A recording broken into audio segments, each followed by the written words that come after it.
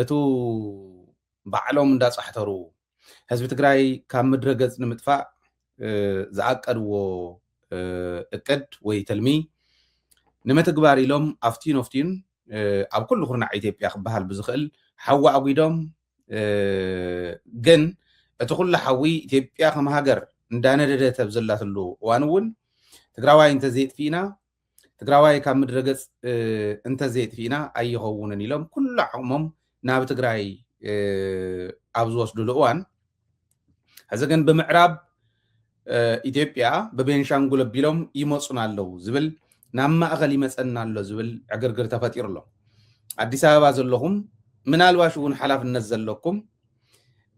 ግን ትግራዋይነትኩም ፍጹም ዘይደርበኹም ከተህልው ኢኹም ዝብል እምነት ኣለኒ እከለ ክብል ኣይደልን ነገር ግን እቶም ዓዶም ዝሸጡ መንነቶም ዝሸጡን እቶም መንነትና ምስቶም ባዕሎም ገዚኦሞም ዘለዉ እውን ሓዊሱ መንነትና ከጥፍኡ ዝደልዩን ኣኼባ ገይሮም ከም ዝነበሩ ፍልፍላትና ሓቢሮምና እዮም ናይ ብልፅግና ፍልፍላትና ከም ዝሓበሩና ኣዲስ ኣበባ ሓያል ቀውጢ ተፈጢሩ ዘሎ ብምዕራብ እዮም ዝመፁና ዘለው ኖ በዚኦም ክመፁና መሸወዲ ዝግበር ዘሎ ኣይኮነን ስርኸቢቦምና እዮም እኒው ዝብሉ ሰለስተ ዓይነት ሓሳባት እዮም ዝቐርቡ ዘለው እዚኦም ሰለስቲኦም ሓሳባት ብደንቢ ገይረ ከቕርበልኩም እየ ምስተወዓለ ድሊ እዚ ክብል ከለኹ ኢትዮጵያ ዘላትሉ ኩነታት ኣብዛ ሃለኹም ሃሊኹም ብደንቢ ንክትርድኡ ክሕግዘኩም እዩ ዝብል እምነት ኣለኒ ሕዚ እቲ ኩናት ትግራይ ናይ ምጥፋእ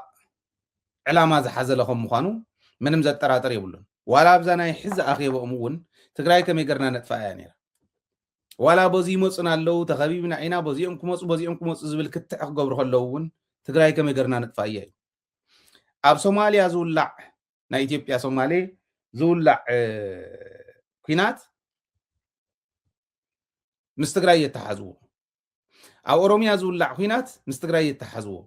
ቤንሻንጉል ትማሊ ሰበር ኢልና ሓሊፍናልኩም ኢና ግልገል በለስ ዝበሃል ናይ መተከል ዞባ ናይ ዞባ መተከል ርእሰ ከተማ እያ ከተማ ሙሉእ ብሙሉእ ተቆፃፂርዋ ናይ ቤንሻንጉል ሓይሊ ወያነ ኢሎም ሓዲሮም ጎጃም ዳርጋ ይፀርር ኣሎ ሕዚ ኣብ ጎጃም ዝነበረ ዕሱብ ይፀርር ኣሎ መሐመድ ተሰማ ሃተውተው ክብል ብቀዳማይ ሰሚዕኩም ኢኹም እዚ ይፀርር ኣሎ ወያነ ኢሎም ሕዚ እዚኦም ክነግረኩም እዩ ብዓፋር ንመፅእ ኣለና ኢሎም 22 ልዕሊኡን ክፍለ ጦራት ኣብ ዝተፈላለየ ከባቢ ናይ ዓፋር ቦታ ሒዘን እምበኣር ዓፋር ነፃ ክነውፅእ ክንከዲና ክብላ ከለዋ ወያነ ይብሉ ኣሎ ምስ ሻዕብያን ምስ ካሊእን ይሰርሕ ኣሎ ኤክስተርናል ሓይልታት ክመፁና እዮም ኢሎም ባዕሎም ዝፃሕተርዎ ንሻዕብያ እውን ኤርትራ ትበሃል ዓዲ የላን ኢሎም ከውቅዑ ከለዉ ኣብቲ ሕዚ ቁርፅን ሒልና ንመፁ ካሊእ መረዳእታ እውን ኣለና ኤርትራ ትበሃል ዓዲ የላን ኢሎም ቀይሕ ባሕሪ ዝበሃል የብልኩምን ኢሎም ቀይሕ ባሕሪ እኳ ደኣ ስናህና እዩ ናይ ኢትዮጵያ እውን ኣይበሉን ናይ ኦሮሞ እዩ ኢሉ ኣብይ ኣሕመድ ባዕሉ ባሕሪ ነጋሽ ዝበሃል ናይ ኦሮሞ እዩ ኢሉ እምበር ናይ ኢትዮጵያ ይበለን ኦሮሞ ማለት ኢትዮጵያ ማለት ኣይኮነን ወይ ኢትዮጵያ ማለት ኦሮሞ ማለት ኣይኮነን ኦሮሞ ሓደ ብሄር እዩ ኣብ ኢትዮጵያ ንኦሮሞ ሓልዮም እውን ከይመስለኩም ህዝቢ ኦሮሞ ናይ መጨረሻ መሸጎጢ እዩ ምሕቢኡ ክገብር ዝሓሰበ ፀላኢ ብኦሮሞ ሽም ክነግድ ከሎ ዝዛረቦ እዩ ስለዚ ሕዚ ናይ ኦሮሞ እዩ ባሕሪ ነጋሽ ናይ ኦሮሞ እዩ ክብል ከሎ ኢትዮጵያዊነት ዝበሃል ካርዲ ፀንቂቑ ወዲኡ ኢትዮጵያውያን ፍጹም ኣይንሰምዓካን ኣይነድምፀካን ክብልዎ ምስ ጀመሩ ኦሮሞ ኮይኑ ይመፁ ዘሎ እዚኦም ኩሎም ክገብር ከሎ ንኤርትራ ስሒቡ ባዕሉ ናብቲ ኩናት እትይዎ ኣሎ ፅምዶ ኢሎም ክመፁ ከለዉ ኣብ ፅምዶ ውሽጢ ዘሎ መነመን ከም ምዃኑ ቅድሚ ሕዚ ፅምዶ ሓደ ፅምዶ ክልተ እንዳተባሃለ ክንገር ከሎ ኣብ ቦርደር ትግራይን ኤርትራን ዝተገበረ ፅምዶ ኣብ ሱዳን ዝተገበረ ፅምዶ ኣብ ካልኦት ዝግበር ዘሎ ሽሙ እንዳቀየረ ዋላ እሱ እውን ፅምዶ እዩ ህዝብን ህዝቢ ፎረም ተባሂሉ ናይ ኣገውን ናይ ትግራይን ኣብ ፊናርባ ተገይሩ ህዝብን ህዝቢ ርክብ ወይ ህዝብን ህዝቢ ፎረም ተባሂሉ ናይ ኣምሓራን ናይ ትግራይን ኣብ ዝተፈላለየ ከባቢታት ይግበር ኣሎ ዋላ ንምግላፅ እንተዘይደለኹ እዚኦም እውን ፅምዶ እዮም ሕዘፍቲ ፅምዶ ዘሎ ምን ምዃኑ ሪኢኹም ኣለኹም ኤርትራ ተጎቲታ ኣትያ ኣላ ሱዳን ተጎቲታ ኣትያ ኣላ ባዕሎም እዮም ብምዕራብ ዝብልዎ ዘለዉ እውን ሱዳን ዘጠቃለለ እዩ ግን ትዝገርም بزخون يكون كرنعنا إثيوبيا زمت زلو ويانا زبهال تاقل لو مالت إزي زقبر زلو تنسلست أنفت كاكاتو عمزو على اسكن رأيين اتحانتي كمتو أبرسوهم تريقوا زلهم كوينات كام معرابيو بمعرابي زمتنا زقلل دي يكونن ياو نتوم ناي ميليتري ساينس طببن سبوانا سمويا نقدفلهم بمعراب غيرهم يوم كموصنا اتعلاما معراب تግራይ ሒዞም ናይ ፋኖን ቲዲኤፍን ሓቢሮም ተቀናጆም ክገጥሙሉ ዝኽእሉ ምዕራብ ትግራይ ነፃ እንዳውፃኻ ኣምሓራ እውን ነፃ እንዳውፃኻ ዝኸይድ ሓደ ብታሕቲ ብቤንሻንጉል ገይሩ ሕዚ ተጀሚሩ ዘሎ ትማል እውን ዘቕረብናልኩም ብታሕቲ ብቤንሻንጉል ተጀሚሩ ዘሎ እዚ ሒዝካ ብታሕቲ ገይሮም ብምዕራብ ገይሮም ናብ ማእኸል ንምምፃእ እዩ እቲ ዕላማ እዩ ዝብል እዚዩ ቅድሚ ሕዚ እውን ብደንቢ ጌርና እንዳሓበርናኩም መፂና ኢና ነገር ግን ንምንታይ እዮም ምዕራብ ኢሎም ዝብል ምርኣይ ከድልየና እዩ እቲ ሓደ ንሱ ስለ ዝኾነ እቲ ዕላማ ናይ ኩሎም ዳርጋ ብርክት ዝበለ ሓይሊ ዝኣምነሉ እቲ ምዕራብ ግንባር ዝብልዎ ዘሎ ምዕራብ ትግራይ ነፃ ናይ ምውፃእ ናይ ትግራይ ዕላማ እዩ ኣምሓራ እውን ካብ ምዕራብ ናብ ምብራቅ እዩ ከዋፆ ምክንያቱ እንዳጋሓጠ እንዳውፀ እዩ ዝኸይድ ትባፈር ንትግራይ እውን እንዳሰፍሐ ንዕኦም እውን እንዳሰፍሐ ዝኸደሉ ስለ ዝኾነ ብቤንሻንጉል ኣቢሉ ኣክቲቭ ኩናት ዘለዎ ስለ ዝኾነ ሕዚ ኣብ ኩርሙክ ቅድሚ ሕዚ ሓያል ውግእ ተገይሩ ኩርሙክ ነፃ ኣውፅዮማ ሱዳን ድሕሪኡ እናኸትከትዎ ክኸዱ ከለው ካሊእ ኤክስተርናል ሓይሊ ሪጅናል ዝኾነ ውግእ ዘለዎ እዩ ትኸባቢ ንሱ ናይ አርኤስኤፍ ሓይሊ ምስ ሱዳን ዝገጥመሉ ናይ ኢትዮጵያ ሓይሊ ምስ ሱዳን ዝገጥመሉ ከባቢ ኣብ ሸርኮሌ ትማል እውን ዘቐመጥናልኩም ኣብዚዩ ኣክቲቭ ኩናት እኒ ስለዚ ኣክቲቭ ኩናት እዚዩ ክልተ ሰለስተ እዝታት ዘሳተፈሉ ስለ ዝኾነ ኣብኡ ዝማረኽ ዘሎ ኣብኡ ዝወድቕ ዘሎ ናይ ኢትዮጵያ ሰራዊት እዩ ዘሎ እቲ ዕሱብ ኣማረ ባህታ እውን ናብኡ ከባቢ ከም ዝኸደ እዩ እቲ ዝንገር ዘሎ ዝተወሰነ ኮራት ናቱ መብዛሕትኡ ዋላ ብስሩ መብዛሕትአን ኮራት ክበሃላ ዝኽእላ ዝተወሰናት ኣይኮነስ ናብኡ ይኸዳ ኣሎ ሕዚ ብቤንሻንጉል ገይሮም ምዕራብ ማእኸል ገይሮም ክኸዲኦም ዝብልዎ ዘለው ናይ ኩሎም ስሕበት ክኾነሉ ይኽእል እዩ ኦሮሞ እውን ኢምፓክት ክሕድረሉ ዝኽእለሉ ኦላ ናይ ኦሮሞ ሓይሊ ተፅዕኖ ክሕድር ዝኽእል ኣብ ቤንሻንጉል እዩ ክኸውን ንነዚ ክመፅእ እንድሕረ ማእኸል ተቆሪፁ ኩሎም ክራኸቡ ይኽእሉን ሓይሊ ትግራይ ሓይሊ ኤርትራ ሓይሊ ሱዳን ሓይሊ ናይ ኣምሓራ እውን ናይ ካልኦት እውን ብሓደ ክዓምሉ ዝኽእልሉ ምዕራብ ከም ምዃኑ እዩ እቲ ዝብልዎ ዘለው አርኤስኤፍ እውን ምስ ኢትዮጵያ ክትሓጋገዝ ተኮይኑ ኢትዮጵያ እውን ናይ ባዕላ ተዝሓሸ ግንባር ክበሃል ዝኽእል ምስ ካልኦት ተሓባቢራ ክትገጥመሉ ትኽእለሉ ምስ አርኤስኤፍ ክትተሓባበረሉ ትኽእለሉ ምዕራብ ከም ምዃኑ ፍሉጥ እዩ ሕዚ ባዕሉ እውን ስለ ዝደልዮ ንሱዳን ክወርር ንአርኤስኤፍ ክሕግዝ ስለ ዝደልዮ እዚ ናይ ምዕራብ ግንባር እሳቶም እውን ታርጌት ዝገበርዎ እዩ እዚኣ ናይ መጀመርያ ኤክስፕሌን ዝገበራ ጻድቃን እዩ ክመፁና ዝኽእሉ ብምዕራብ እዩ ኣብ ውሽጢ ቲዲኤፍ ዘለው ናተይ ናይ ሓበሬታ ፍልፍላተይ ይብል ጻድቃን ክመፁ ዝኽእሉ ብምዕራብ ትግራይን ብምዕራብ ኢትዮጵያን እዩ ምዕራብ ትግራይ ነፃ ንምውፃእ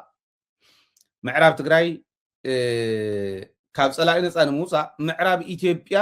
ማእኸል ክገብሩ ክኽእሉ ኣለዎም ናብኦም ክኸይድ ዝኽእል ብታሕቲ ክመፅእ ዝኽእል ከምቲ ዝመፅዎ 2 ኮር 3 ኮር ከም ዘለዎ ተዋሓጠ ናይ አርኤስኤፍ ሓይሊ እውን መፅኡ ምዕራብ ትግራይ ንኸይትተሓዝ ዝኸደሉ እዚኦም ክትሓጋገዙ እንተኮይኖም ምዕራብ ትግራይ ማእኸል ክገብሩ እዮም ዝሰሙ እውን ምዕራብ ትግራይ ማእኸል ክንገብር ኢና ንሕና እውን ማለት እዩ እቲ ሓደ ነገር ትርእይዎ ኣብዚዩ አርኤስኤፍ ምዕራብ ትግራይ ከምልስ ዝኸይድ ዘሎ ኣርሚ ሰብዓ ዝበሃል ኣብ ምዕራብ ትግራይ ዝሰፈረ ኣርሚ ሰብዓ ዝበሃል ንኸፍርስ ዝኸዶ ኸይዲ ንበዓል ተስፋይ ንጉስ ሰባት ኢሎም ቆፂሮም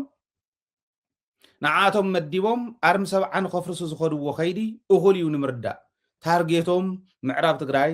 ታርጌቶም ምዕራብ ኢትዮጵያ ማእኸል ጌርካ ንሱዳን ምውቃዕ ከም ምዃኑ ኦኬ ስለዚ ምዕራብ ትግራይ ነፃ እንተወፅዩ አርኤስኤፍ ዝበሃል ኣብቲ ከባቢ ሽፍቲ ሓይሊ ዝበሃል ኣብቲ ከባቢ ይህሉን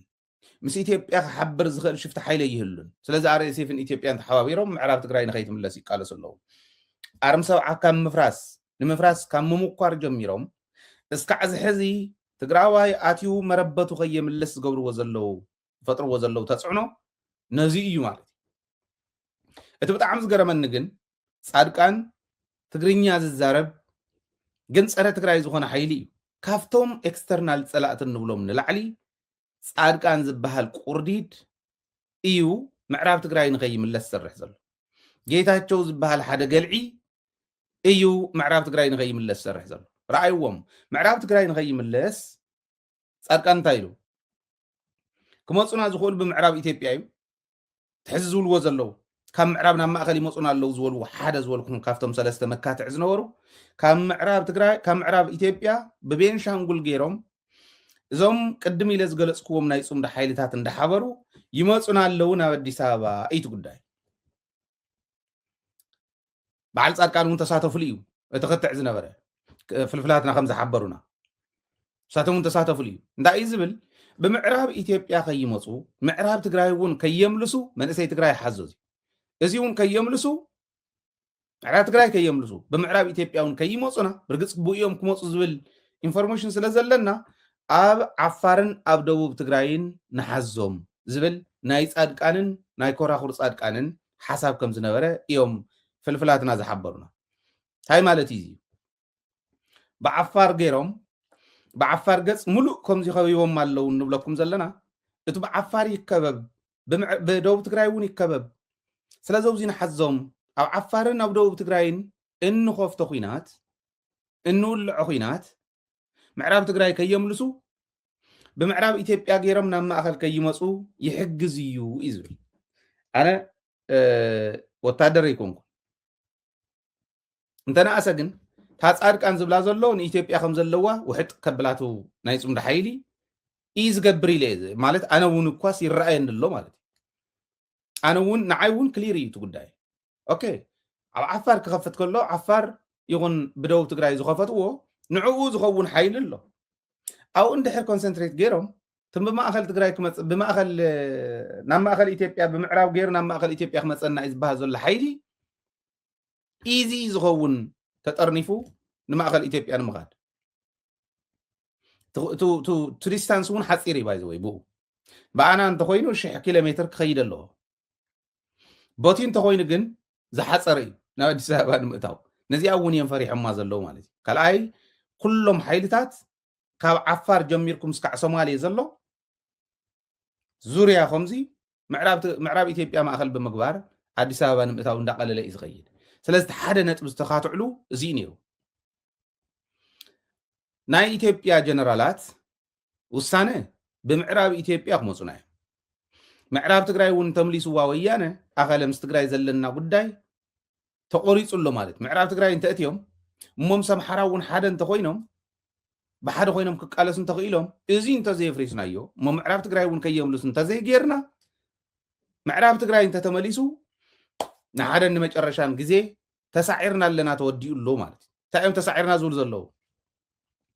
ኣብ ምዕራብ ትግራይ ሓዊ ኣጉድካ ኣብ መንጎ ኣምሓራን ትግራይን ውግእ ከፊትካ ብላዕላይ ኤርትራ ይኹን ትግራይ ይኹን ንምብላዕ እቱ መቐለ እውን ናህና እዩ ኣስመራ እውን ናህና እዩ ክብልዎ ዝቐነ እዩ እዚኣቶም ንምስኻዕ ናይ ባሕረ ነጋሽ ዝበሃል ጉዳይ ናይ ካሊእ ዝበሃል በረንቱ ዶ ካሊእ ዶ ዝብሎ ዝነበረ ብምልኡ ናይ ባሕሪ ሕትኡ ክሳኻዕ እንተኮይኑ ምዕራብ ትግራይ ንትግራይ ዘይምምላስ ሓደ መፃወድያ እዩ ማለት እዩ መፃወድያ እዚ ይብጥስዎ ኣለዎ ወያነ ምስ ኣምሓራን ተሓቢሮም ኣብኡ ውግእ የለን ድሕሪቱ ውግእ ዝኸውን ኣብጥቃ ኣዲስ ኣበባ እዩ ቅድሚ ሕዚ እውን ኢለኩም እየ ኣብ ምዕራብ ትግራይ ተኸፈት ኩናት ኣብ ሸዋ እያ ትውዳእ ኣብኡ ብምዕራብ ትግራይ ንእሽተይ እውን ክትፀንሕ ይትኽእልን ንእሽትለን ክትፀንሕ ይትኽእልን ፋኖን ቲዲኤፍን እስካዕ ዝተስማዕምዑ ናይ ኤርትራ ሰራዊትን ናይ ትግራይ ሰራዊትን እስካዕ ዝተስማዕምዑ ብዓፋር እውን ከምኡ እስካዕ ዝተስማዕምዑ ፍፁም ሰሙን እውን ኣይትፀንሕን ብለኩም ኣለኹ እንታይ ሰሙን ናይ መዓልትታት ጉዳይ እዩ ዝኸውን እቲ ጉዳይ ዝኸውን ኣብ ጥቃ ኣዲስ ኣበባ እዩ ነዚኣ ፈሊጦም እንታይ ኢሉ ጻድቃን ኦኬ ስለዚ በዚ ከይመፁና ኣብ ጥቃ ኣዲስ ኣበባ ንኸይኾን ንፋኖውን ደፊኢናስ ኮይኑ ለሚናስ ኮይኑ ከምቲ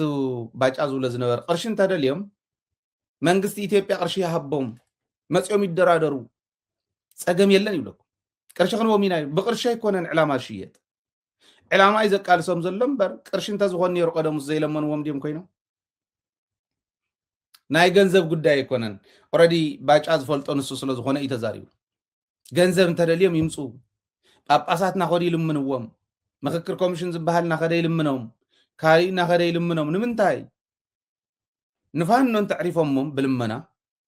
ወይ ንፋኖ ከምቲ ጨፍጭፈዮም የወዲኦም ዝብል ዝነበረ መሓመድ ተሰማ እንተወዲኦሞም ድሓርቲ ዝተረፈ ፋኖ ሒዞም ናብ ትግራይ ገጾም ክምልሱ እዩ እዚኣ ንኸይትኾን እቲ ናይ ፅምዲ ሓይሊ ኣብ ኣምሓራ እውን ኣብ ትግራይ እውን ኣብ ዓፋር እውን ኣብ ኤርትራ እውን ኣብ ሱዳን እውን ዝበፅሕ ኩሉ ኣብ ኦሮሞ እውን ኣብ ሶማልያ እውን ዝበፅሕ ኩሉ ብሕብረት ክቃለሶ ክእል ኣለዎ እዩ እዚ ዶ ይገብር እቲ ናይ ፅምዲ ሓይሊ ሓቢርና ንሪኦ እታ ናይ ፃድቃን ግን ብምዕራብ ትግራይ ብምዕራብ ኢትዮጵያን ብምዕራብ ትግራይን ከይመፁና ኣብ ዓፋርን ኣብ ደቡብ ትግራይ ንሓዞም ትብል እያ ነይራ ናይዛ ሓንቲ ዝብለኩም ዘሎ ክትዕ እዩ ባይዘወይ ብጣዕሚ ሓያል ስጋኣት ሓያል ፍራስትሬሽን እኒሄ ኣዲስ ኣበባ እቲ ካልኣይ ዝነበረ ኖቦ ይኮኑን ክመፁና ብምዕራብ ኢትዮጵያን ብምዕራብ ትግራይን ዝትንኩዩ ዘለው በዚ ክመፁና ስለ ዝሓሰቡ እዩ ምክንያቱ በዚ ዝኒሄ ሓይሊ ብዙሕ እዩ ንኣብነት ኣብ ደቡብ ትግራይ ደቡብ ግንባር ጥራሕ ኣይኮነን ዘሎ ናይ ሰሜን ምብራቅ ግንባር እውን ናይ ኤርትራ ሰራዊት እውን ኣትዮም እዮም ብላዕላይ ናይ ዓፋርን ናይ ትግራይን ናይ ኤርትራን ብቡሬን እኒው ስለዚ ሓይሊ እዚዩ እቱ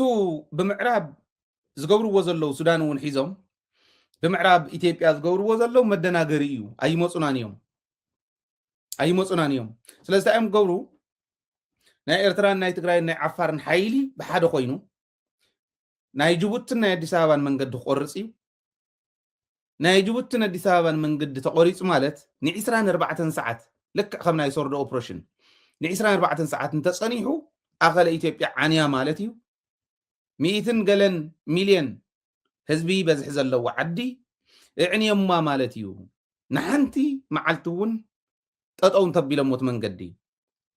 እቲ ሓይሊ ዝመፅእ ዘሎ ድማ ናይ ዓፋር እውን ልዕሊ 22 ክፍለ ጦር እዩ ዓፋር ሙሉእ ብሙሉእ ነፃ ናይ ምውፃእ ዓቕሚ ኣለዎ ኤርትራ ተሓዊስዎ ትግራይ ተሓዊስዎ ብኡ እንድሕር መፅኦም ዝለመድዎ ስለ ዝኾነ ይብሉ ሕዝትናታቶም ናይ ሃይላንድ ሰብ እዩ መብዛሕትኡ ናይ ቆላ ሰብ ኣይኮነን መብዛሕትኡ ናይ ኢትዮጵያ ንሕና ብፍላይ ዓፋር ክፃወሮ ይኽእል እዩ ኩነታት ስለዚ ኣውዝዩ ንክልተ መዓልቲ እኳስ ውግእ እንተኸፊቶም ሰራዊትና ጠጠው ኢሉ ክዋጋእ ይኽእልን ስለዚ እንታይ ንግበር ክበሃል ከሎ እምበኣር ሕዚ ክሕወሱ እንዲቱ እቶም ሸፋቱ ክሕወሱ እንዲቱ ሓሳብ ናይ ዓፋር ፍሉይ ሓይሊ ናይ ዓፋር ኣድማ ብተና እቶም ናሃና ሸፋቱ ከምኡ ከምኡ ዝበሉ ኣብዚ ክቋቆም ዝኽእል ወሲኾሞም ኣለዉ ናብ ኣሰፋ ቸኮል ወሲኾሞም ኣለዉ ብሓሳብ ከመይ ገሮም እዮም ክሕውስዎም ክሪኣ ይደልየ ኣብኡ እውን ናይ ባዕልና ሶርሳት ስለ ዘለውና እዚኦም ጌርና ብኡ ንኸይመፁ ክንገብር ክንክእል ኣለና በዚኦም ክመፁና ብሰሜን እዮም ክመፁና ብምዕራብ ኣይኮነን ስለዚ ምዕራብ መደናገር እምበር በዚ ኣይኮነን ዝብል ከዓ ነይሩ እዚዩ ነቲ ናይ ፃድቃን ቁርብትላን ማለት ኦፖዚት ዝኮን ዘሎ ኣብዚ እንተሒዝናዮም እንዲ ብምዕራብ እዮም ክመፁ ኣብዚ እንተሒዝናዮም ግን ኣይኸዱን እዩ ነይሩ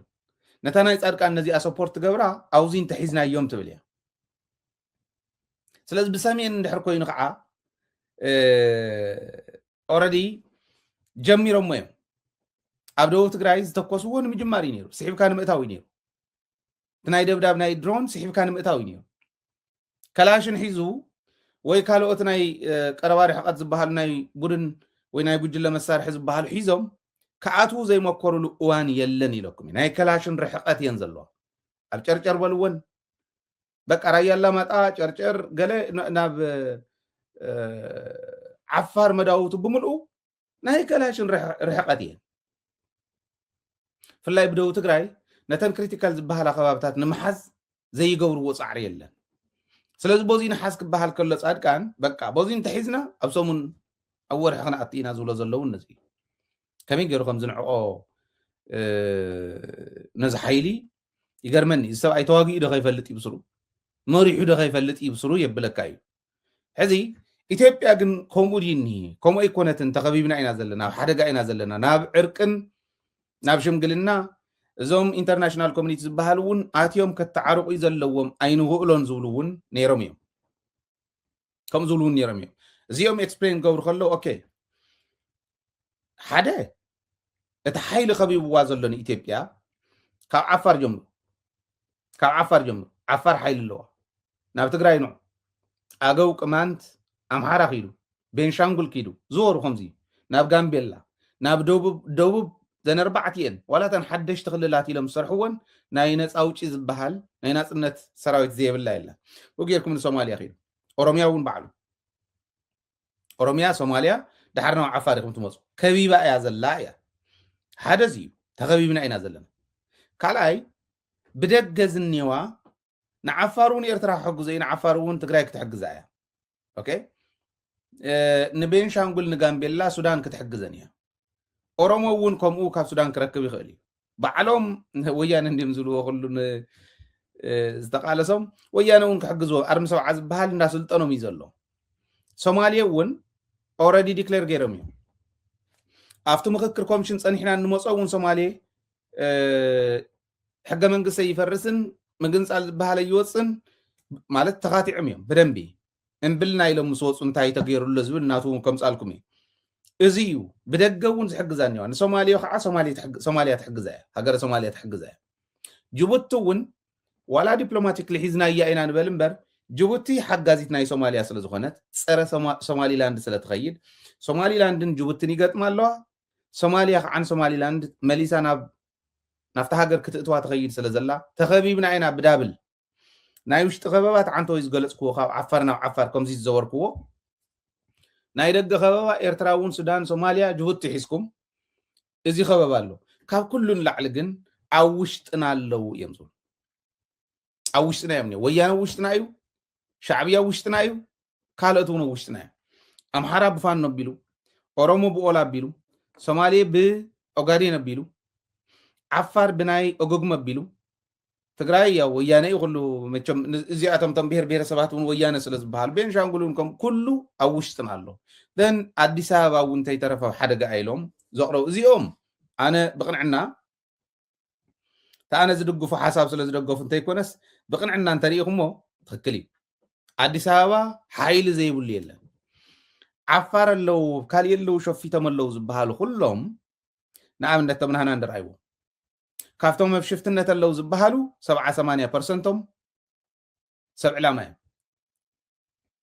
7-8% 7 ولا توم جنرالات ፎቶካ ጸላኻ አዲስ አበባ ኣለኹ ዝብል ፖለቲከኛ እውን ካብ ጌታቸው ጀሚሩ ጻድቃን ካሊእ በሎ ካብ ጻድቃን ወጻኢ ትግራይ ክትጠፍእ ዝደሊ ኣሎ ኢለ ይሓስብ ምናልባሽ ኣሰፋ ብርሃ ገለበለ ዝውዞም ዓንጋር ወዲ ዓንጋር እንተ ዘይኮይኑ ካብቶም አዲስ አበባ ዘለው እውን 70-80% ሰብ ዕላማ ኣብዚኣ ኮይኑስ ድሮን ኣለኒ ኣየር ኣለኒ ኢሉ ኣብ ውሽጢ ዘሎ ባንዳ ወዲ ባንዳ እናተዓረየ እዩ ዘሎ ባይዘወይ ኣነ ክነግረኩም ክሕብረኩም ባንዳታት ኣለው እዮም ትክክል እዩ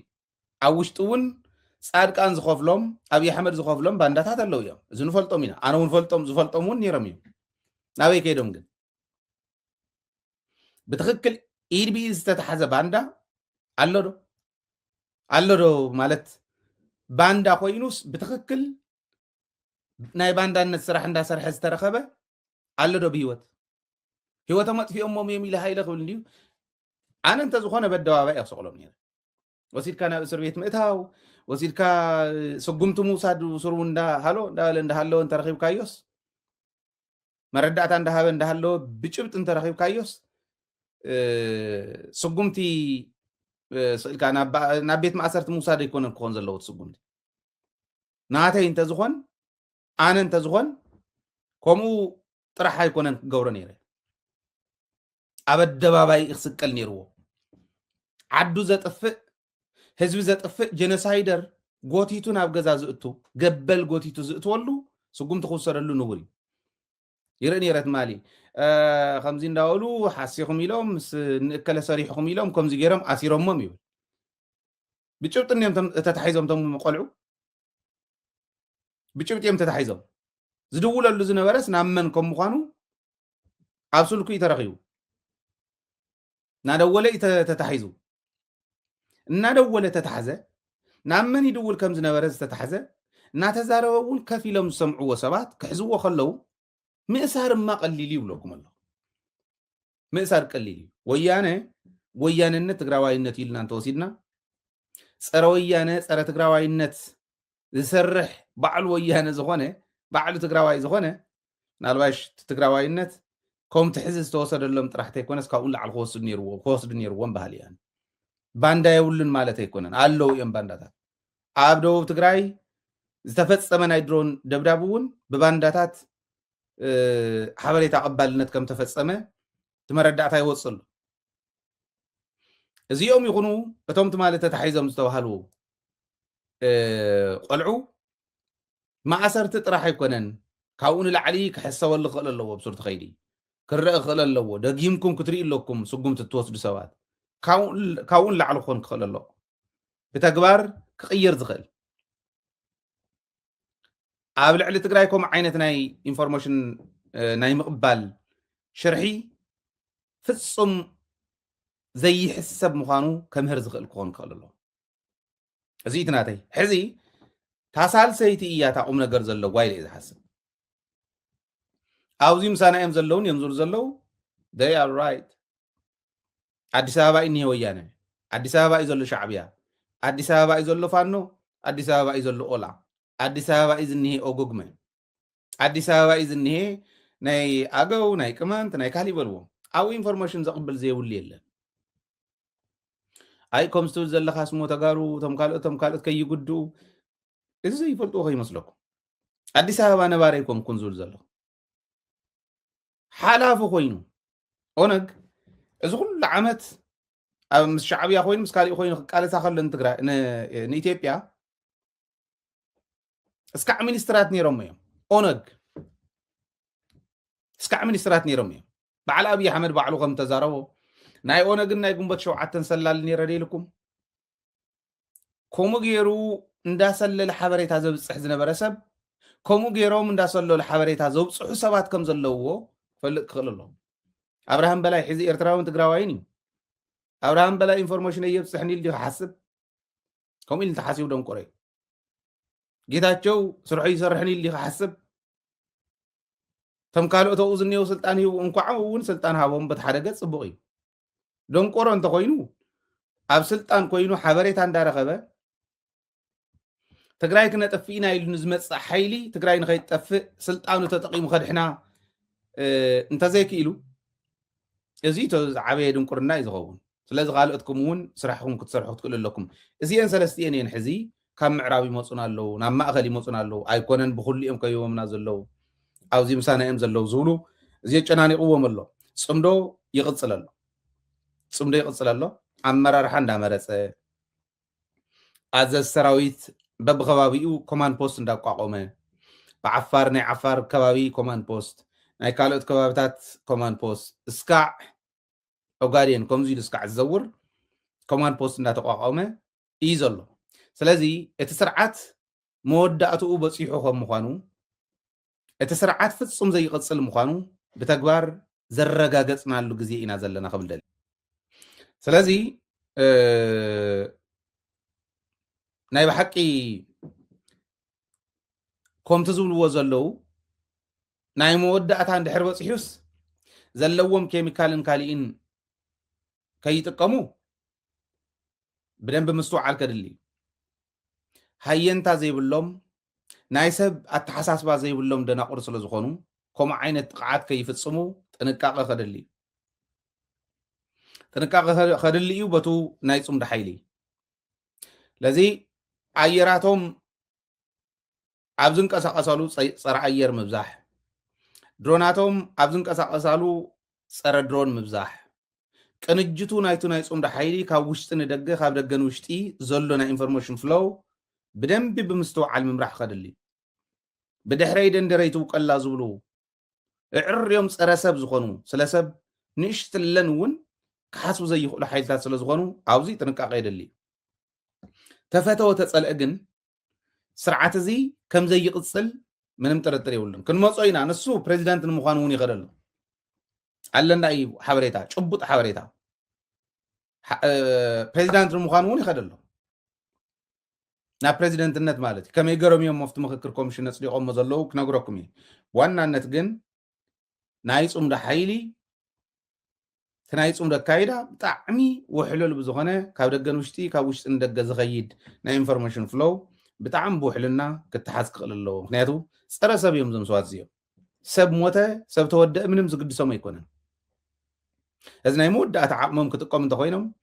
ናፍተን ዝበልናየን ናይ ደብደባትን ናይ ኬሚካል ጉዳያትን እዮም ክኸዱ ኣብዝዩ ብደንቢ ጥንቃቐ የደሊ ኣብ ሓፂር ግዜ ናብ ትግራይ ክንኣቱ ኢና ዝበሎ ፃድቃን ኣብ ሓፂር ግዜ ኣዲስ ኣበባ ከም ዝእቶ ኣይጠራጠርን ኣነ ይትረፍደቱ ሰራዊት ዝመርሕ ይትረፍደቱ ወታደራዊ ስልጠና ዝወሰደ ሃይለ እውንስ ኣብዚ ኮይነ ክሪኦ ይኽእል እየ ተዓቕሚ ትማሊ መላፍንቲ ሒዞም ኤርትራ ብሙሉእ ዓቕማ ካልኦት እውን ብሙሉእ ዓቕሞም ዝኣትዉ መላፍንቲ ሒዞም ኣብ ትግራይ ኣትዮም ጭሮኦም ደጉሎም ንኸሃድሙ ዝገበሮም ሰራዊት ትግራዋይ በይኒ ገዱ ከም ተዛረቦ እዚ ኩሉ ብሕብረት ትግራዋይ ንምጥፋእ ዝመፀ ሓይሊ ትግራዋይ በይኑ ኮይኑ ኣብ ዓለም በይኑ ኮይኑ እዩ ተቃሊስዎ ኢሉ ይገልፅ ነይሩ ብጣዕሚ ዘናስሓኒ እውን ንሱ እዩ ኢሉ ክገልፅ ሰሚዐ ኣሎ ብዝኾነ ኮይኑ ግን ትግራዋይ ብምሉእ ዓቕሙ ምስ ካልኦት መፃምዱ ምስ ካልኦት መላፍንቲ ኮይኑ እዩ ዝኸድ ዘሎ ሕዚ ኦረዲ ከም ትማለ ይኮነን እዩ ክሳብ ሕዚ የታልልዎ ድዮም ዘለው ዝብል እምነት እዩ ነይርኒ ንኣብይ ኣሕመድ ናይ ፃድቃን ሰሚዑ ናይ ተኻሊእ ሰሚዑ ይታለል ዩ ዘሎ ናይ ብሓቂ ድዮም ከምኡ ገይሮም እናተላለልዎ ዘይርድኦ እየ ዝብል እዩ ነይርኒ ነገር ግን ሕዚ ከምቲ ዝበልኩሁም ብድሕረይ ደንደረ ይትውቀላ ዚ ዓይነት ውሳነ ናይ ኣብይ ኣሕመድ እውን እዩ ተነበርና ክንነብር ኢና እንተዘይኮነ ግን ክንሕምሽሾም ኢና ሙሉእ ብሙሉእ ኢትዮጵያዊ ይጥፋእ ትግራዋይ ይጥፋእ ካሊእ ይጥፋእ ዘለና ኬሚካልን ካልእን ተጠቂምና ክንከዲና እውን ክኾኑ ክእል እዩ ዝብል እምነት ክሓድረኒ ጀሚሩ ኣሎ ማለት እዩ ስለዚ ናይ ሓይሊ ዘይምምጥጣኑ ከምቲ ንሪኦ ዘለና ታሪካዊ ስሕተት ፀሊም ታሪክ ዝፅሕፉ ዘለዉ ሰባት ንፅባሕ ውርደቶም እዩ ኦረዲ ሕጂ እኳ ሕጅስ እንዳረኣይዎ ኩነታት እናተቀየረ ሓይሊ ሚዛን እውን ብደንቢ እናፈለየ ዝኸደሉ እዋን ኣይ ተጋጊና ነርና ትግራይ ዘጠፍእ መንገዲ ድሕሪ ዘይንኽተል ኢሎም ክመፁ ተፅቢት እየ ዝገብረሎም ኣነ ዕርዮም ዝደንቆሩ ሃሳሳት ተዘይኮይኖምቶም ተጋሩ ብፍላይ ማለት